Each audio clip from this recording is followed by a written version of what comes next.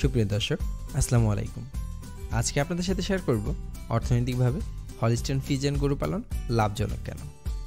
পাশাপাশি জানানোর চেষ্টা করব কোথায় জাতের উৎপত্তি, আদি বাসস্থান, এর গঠন, জীবনকাল নিয়ে কিছু গুরুত্বপূর্ণ তথ্য।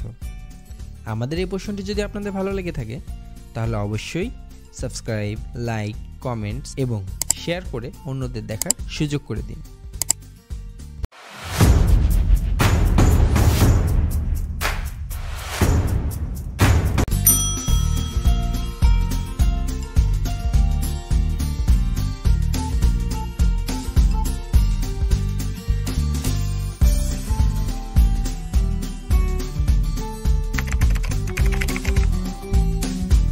আজ থেকে প্রায় 2000 বছর পূর্বে জার্মানি এবং নেদারল্যান্ডের দুটি প্রজাতির ক্রসের মাধ্যমে সৃষ্টি হয় যুগান্তকারী হলিস্টিয়ান ফ্রিজিয়ান জাতের উন্নত গরু।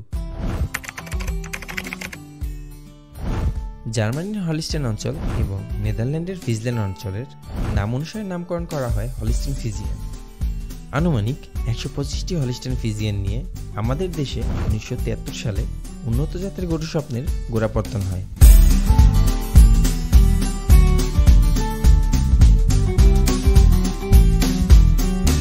বাংলাদেশ কৃষি শুমারির তথ্য অনুসারে দেশে গরু রয়েছে 2,94,56,000।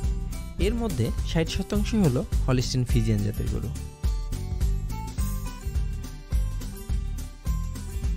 পৃথিবীর একক জাতের মধ্যে মোট সংখ্যায় দ্বিতীয় এবং সোল পারপাস ডেইরি গরু হিসেবে প্রথম গরুর নাম হলিস্টিয়ান ফ্রিজিয়ান।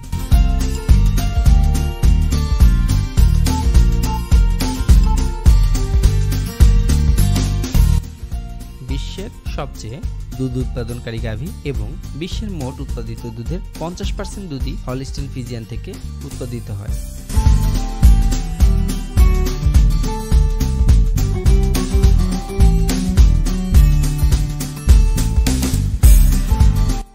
অল্প সময়ে এই জাতের গরুর দুধ ও উচ্চমানের মাংস উৎপাদনে এর জুড়ি মেলা ভার। গাভীর ওজন 500 থেকে 600 কেজি এবং ষাঁড়ের ওজন 800 থেকে 900 কেজি হয়ে থাকে। এই জাতের গাভী প্রতি বিয়ানে 3000 থেকে 7000 লিটার পর্যন্ত দুধ দেয়। সর্বোচ্চ এক বিয়ানে 19000 লিটার পর্যন্ত দুধ উৎপাদনের রেকর্ড রয়েছে।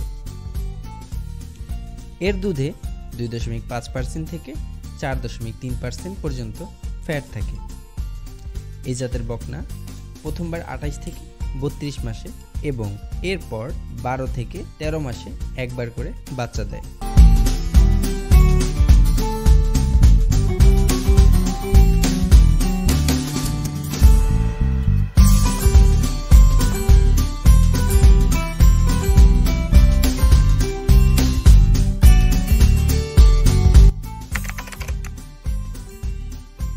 এদের গায়ের রং ছোট বড় কালো ও সাদা ছাপযুক্ত এবং চার পায়ের নিচের অংশ ও লেজের নিচের অংশ সাদা রঙের হয়ে থাকে। এদের দেহ সুগঠিত, মাথা লম্বাটে ও সোজা, চওড়া মাঝের, শক্ত দৃঢ় চোয়াল, প্রশস্ত ও মাঝারি দিশাকৃতির কপাল এবং সোজা নাক। এই জাতের গাভী শান্ত স্বভাবের হয়ে থাকে। ষাঁড় কিছুটা উগ্র স্বভাবের। হলিস্টিয়ান ফ্রিজিয়ান অধিক দুধের হয়ে থাকে।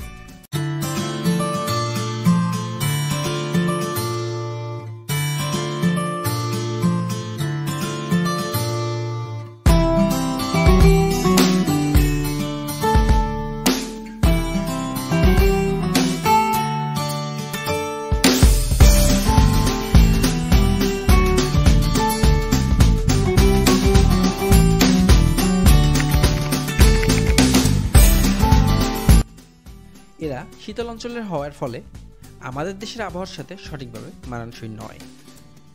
অতিরিক্ত সংক্রমণের ফলে গাভীর বাচ্চা ধারণে সময় বেশি লাগে। এ ধরনের গাভীর গুপ্ত হিট লক্ষ্য করা যায়। এর মানে হচ্ছে গাভী গরম হলেও সহজে বোঝা যায় না। চতুর্থ থেকে পঞ্চম বার পর্যন্ত স্বাভাবিক বাচ্চা দিয়ে থাকে, কিন্তু এরপর থেকে সহজে গর্ভধারণ সম্ভব হয় না। 100% সিমেন্ট ব্যবহারের ফলে খামারিদের গাভীর বাচ্চা নিয়ে নানান ধরনের জটিলতার সম্মুখীন হতে হয়।